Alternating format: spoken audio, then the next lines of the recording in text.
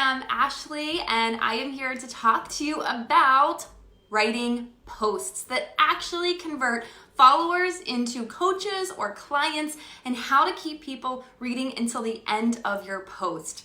Secret is storytelling. This is my favorite thing to talk about because I am a former high school English teacher, so I am very experienced in teaching how to write persuasively. And so I'm going to share with you all of my best tips and things that have really helped me to excel in this area. My goal, so here's the deal. I do not personally invite anyone anymore. I have gotten to the point where everybody comes to me, and I'm a pretty high Success Club point earner. I am not telling you that you can stop inviting. No, you have to be inviting like a crazy person until you get to this point. But I am here to share with you that yes, you don't have to be stuck in the inviting grind for the rest of your coaching career if you really learn how to tell your story and speak to people in a deeper way on your posts. And also, I'm a really strong believer that what you post publicly and what you say privately in invites goes hand in hand. When you send an invite to somebody, the first thing they do is check out your page. And if they don't like what they're seeing, if they don't relate to you and feel you on a deeper level, they're probably going to say no. But if they get an invite from you and they go check out your page and your latest posts speak to their soul, they're going to be far more inclined to say, yes, I am interested in more info, or I do want to join you. So I am going to give you a lot of info today. I created a little guide. I put it in the description of this video, so you can download that and use it, and I'll walk you through it in just a moment. But let's go ahead and get started. So the secrets to writing amazing posts are, number one, storytelling. Number two, being relatable and hitting people's pain points. You want people to read your posts and feel something. The holy grail, the goal, is for people to read your post and say, oh my gosh, me too. Or, oh my gosh, I could have written that myself. Or, oh my gosh, was she in my head this morning? Because that's exactly what I was thinking.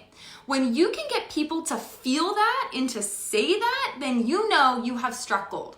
So for me, whenever I write a post about my thighs, because I hate my thighs, I've always hated my thighs, it's something I struggle with, and whenever I make fitness posts, I'll usually talk about my thighs, because guess what? I will get tons of applications from that post saying, I feel like I could have written this myself. I have the same exact struggles as you, because I have related to women on that deeper level, and they see themselves in my story and they see the solution that I have. And I'll talk more about that in a moment. And lastly, I want you to realize that you do have to be polarizing. So the intent is to get people to read your posts and to read until the end. But the fact is that not everybody is going to be somebody you're trying to speak to. And oftentimes we try to appeal to the masses and we speak and we reach no one because we're too vague. And so you want to be polarizing. You want to bring the right people in and push the wrong people away. So when I am writing my posts, I have a very clear picture of who it is I am trying to attract. So for example, when I'm writing a fitness post, I know that I'm looking for the girl like me who has struggled with weight, who does not like to exercise or get skinny, who loves to eat food, who isn't trying to lose those last 5 pounds to make her abs pop. Like, that's not my ideal client. My ideal client is like, I just want to be able to like put on pants and be able to sit down comfortably, right? So I am trying to attract that woman. I'm not trying to attract all of them. So if you are being too vague, you're probably not speaking to anyone. So you have to get very clear on who it is you are trying to attract. Now, there are some people who write amazing posts and I read every single word they write, no matter how long they are.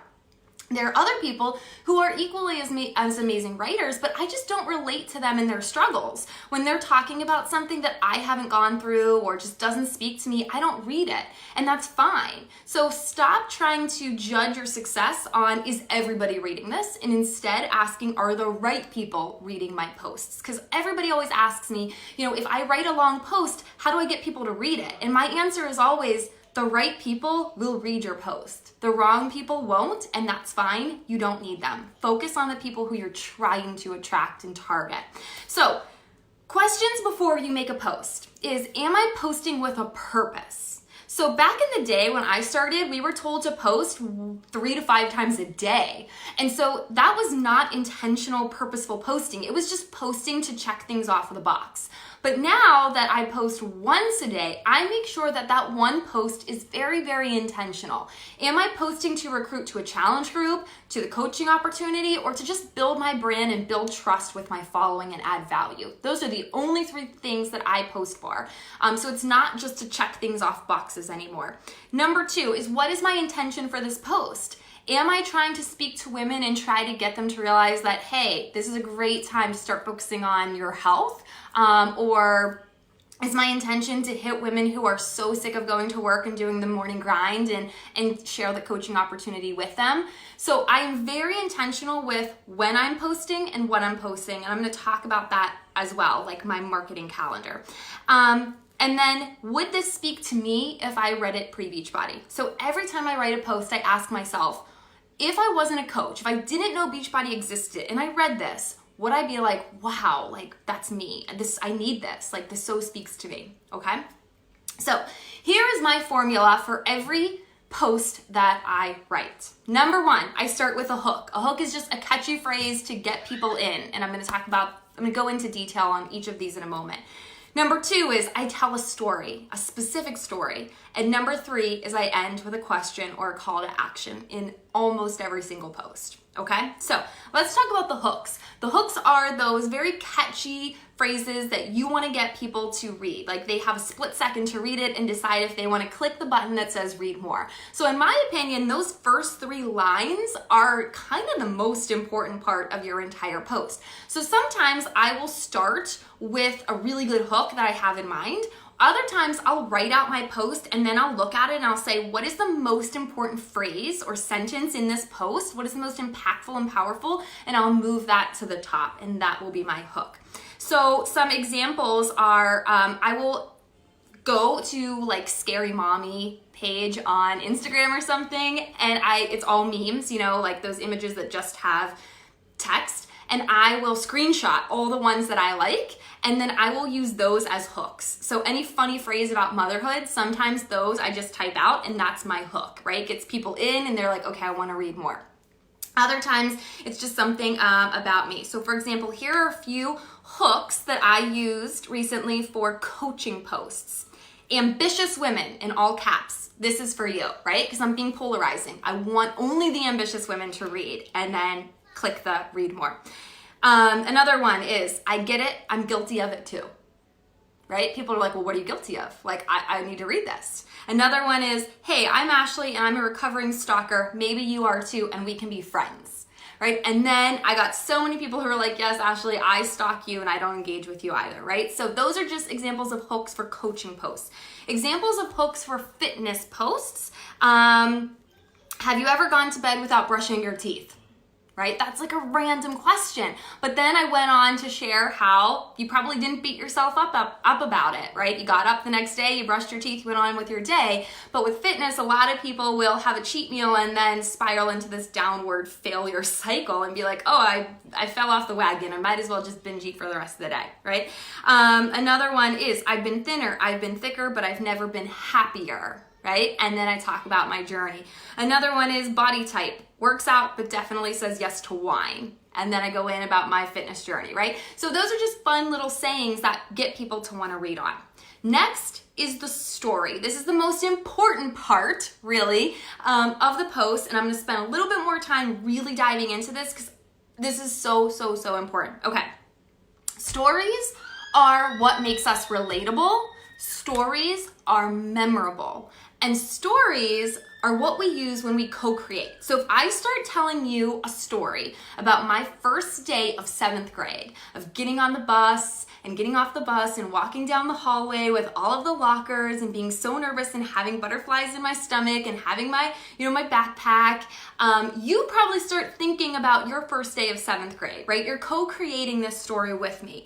And so stories are more work, right? It takes more work for us to write out a post that has a story, but every single ounce of energy you put into that are going to pay off exponentially. So here's a little fact, a little research that we learned at leadership last year, and I love this example, is there was a group of anthropology researchers who went out and they bought a bunch of really cheap items. They bought 200 different objects, all for about $1 a piece, like little knickknacks at flea markets and stuff. And they went on eBay and they made up fake stories about these objects and sold them for a ridiculous amount of money. Okay, so for example, one was a little pink horse. It kind of looked like a My Little Pony. And they bought it for $1. They wrote this long post as if it was from a mom, and the mom said, my daughter has gone off to college and I just found some of her things, and I remember this pink horse. She used to be in the window playing with that pink horse every day when her dad got home from work, and that pink horse brought her so much joy, and now I want another mom and daughter to get this pink horse and to create those memories that I had with my daughter. And guess what? They sold that horse because of the story for $104.50. It was $1. It was a pink horse. So stories are what sell. What I have written in my notes app on my phone, so every post I write in the notes app on my phone. Not in Facebook, not in Instagram, I copy and paste it. But the top of my notes app, I have this. We don't buy the thing, we buy the story of what the thing will do for us. The story of hope, love, memories, and transformation. Tell the story of what this will do for them. So that's my reminder. Every time I go to write a post, I read that to myself. People don't buy the thing, they're buying the story of what the thing will do for them, how it will bring them love, hope, transformation. So if you are leading with the what, buy this program, buy this shake, join my team, nobody's gonna wanna join you.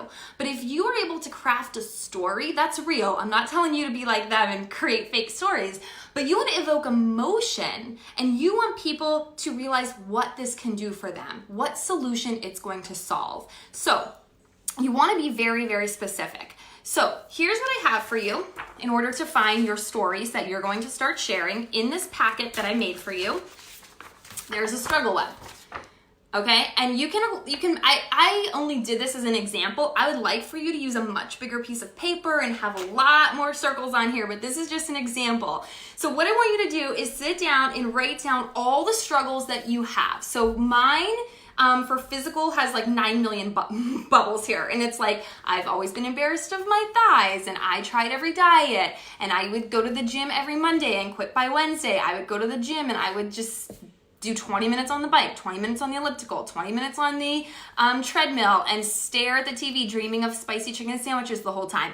I would go to the grocery store and buy a box of 100-calorie Hostess cupcakes, where there were like 3 little ones for 100 calories, and I'd eat the entire box driving home from work, thinking like that was a healthy snack, the entire box of 100-calorie snack packs, right? So these are all specific stories and struggles that I've had in the past, okay? So you want to do this for like your family. So I was raised by my great-grandparents, like we didn't have any money.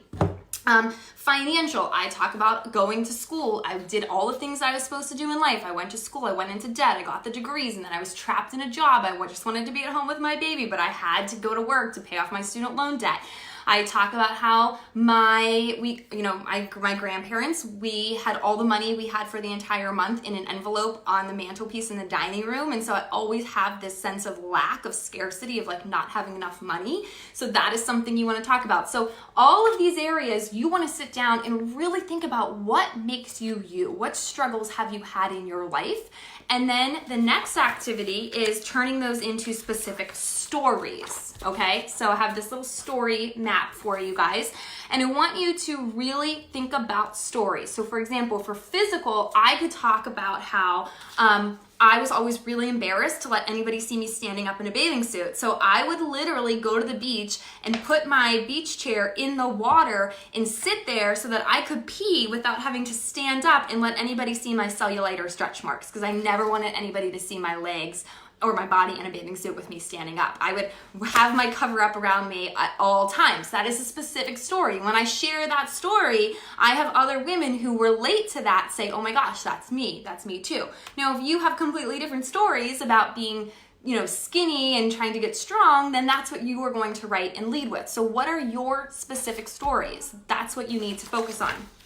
The next page I have for you is the coaching wins. This is also so important. Now, what has coaching done for you since you started? Whether you've been a coach for a week or 5 years or whatever it is, but what wins have you experienced? So for me, I have this renewed, I'm not renewed, I have a new sense of self-confidence. Like, I walk around without a cover-up. I don't care about my cellulite. I'm posting pictures of my cellulite and stretch marks on the internet, when a few years ago I won't even let my family see, and now I'm like for the whole internet to see. So it has given me this confidence, and that's something I would write. Like, now I'm posting my body on the internet, and I have come such a long way.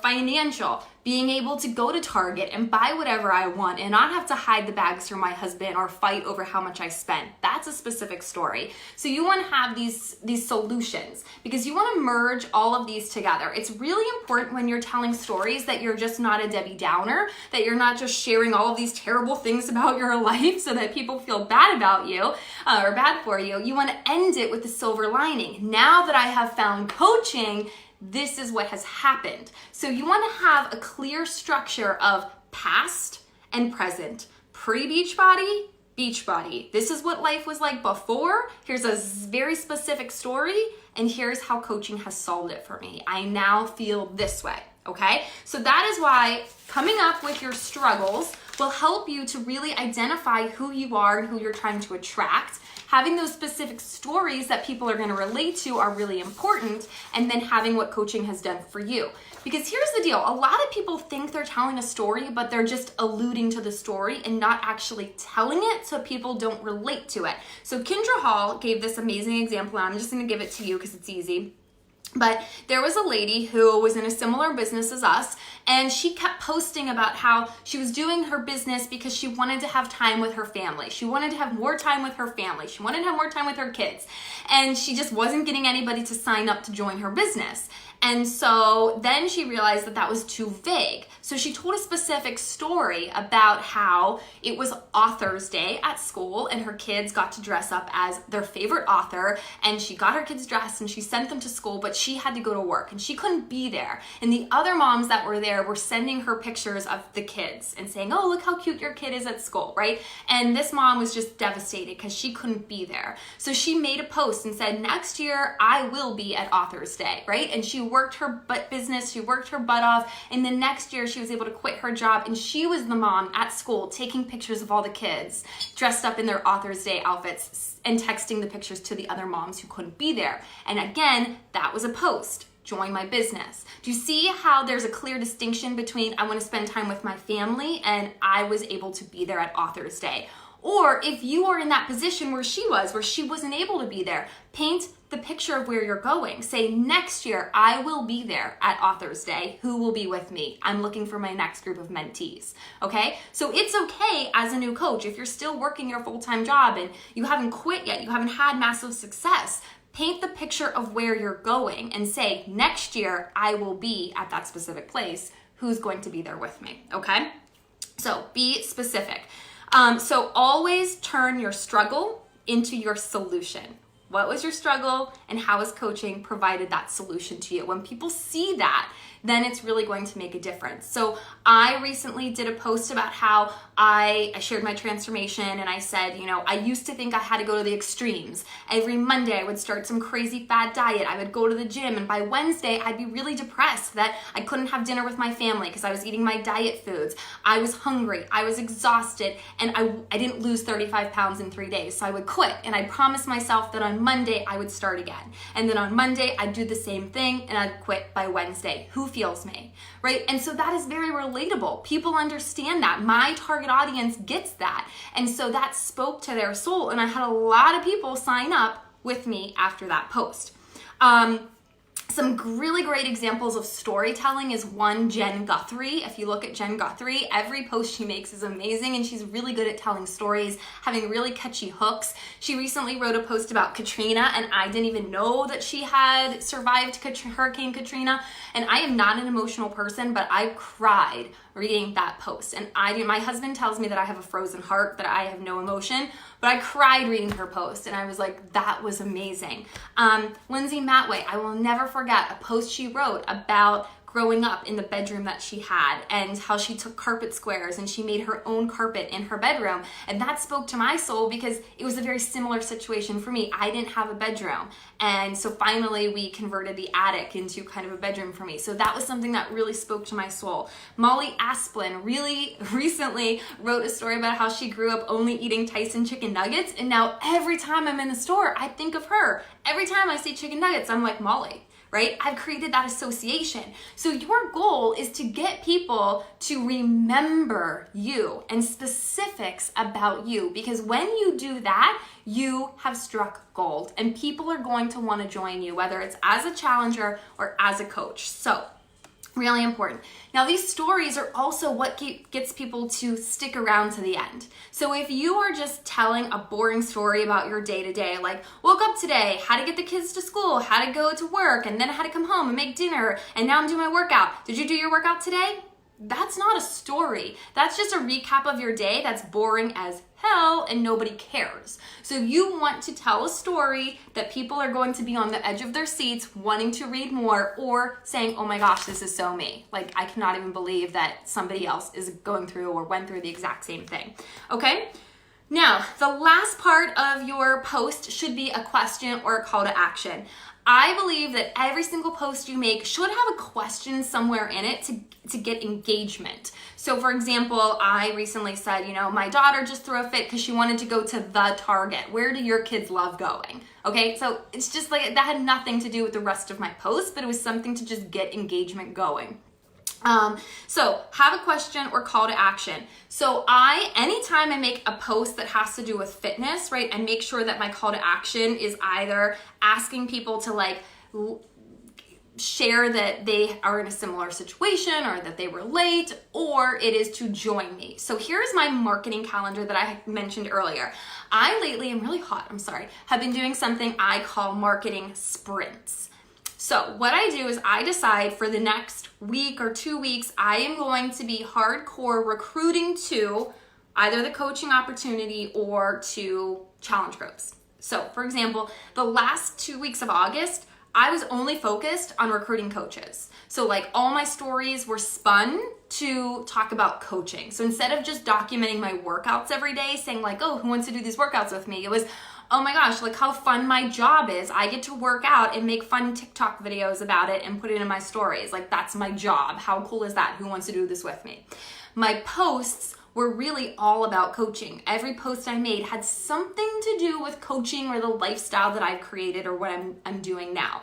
So I would do about 3 posts that just had fun calls to action that really weren't trying to recruit people, but I was jabbing them. I was showing them what I loved about coaching, a struggle that I had, and how coaching has provided me with a solution.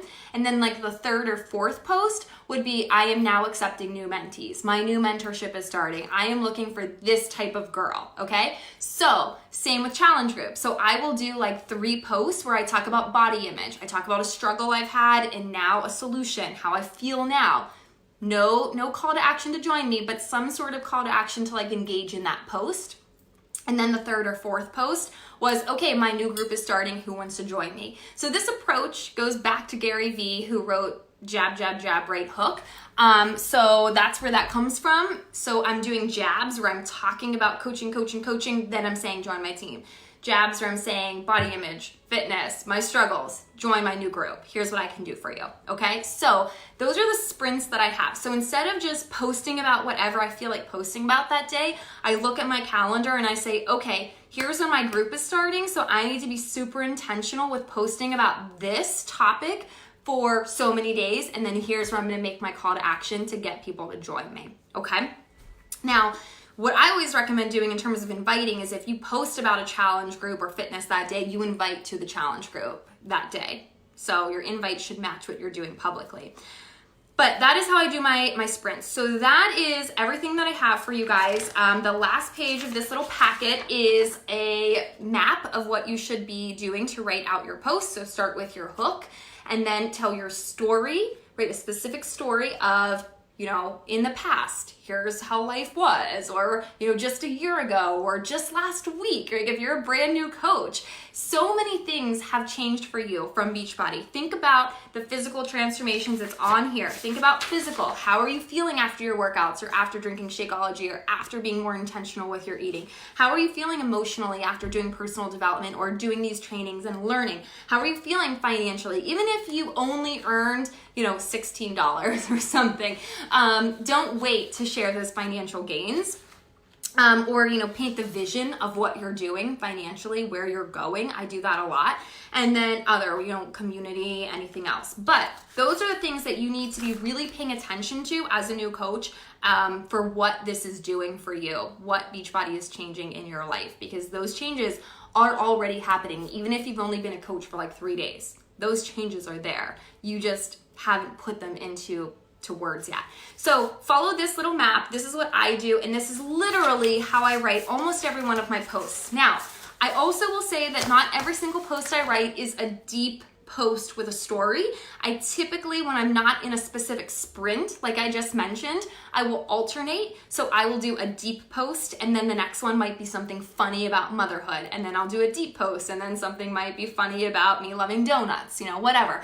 Things that build my brand, still fit with who I am, are still contributing to my business, are still purposeful and intentional, but maybe not a long story. But when I am trying to recruit coaches, then that is all I'm focused on, is really diving into my struggles and my solutions. Same with challenge groups. When I am focused on getting coaches and challengers, I spend 3 or 4 days where every post is super intentional and is meant to have people read it and say, oh my gosh, like I could cry, this is so me, okay? So I hope that this helps. If you have any questions, let me know, but go out there and complete this packet, brainstorm, spend some time really brain dumping, and things will pop up, if you're open to them. I can't believe how many stories that I remember as I'm driving in the car that I'm like, after 4 years of doing this, how have I not remembered that memory? That is such a great post for me to post about. So just be open to your memories, to your struggles, to your stories,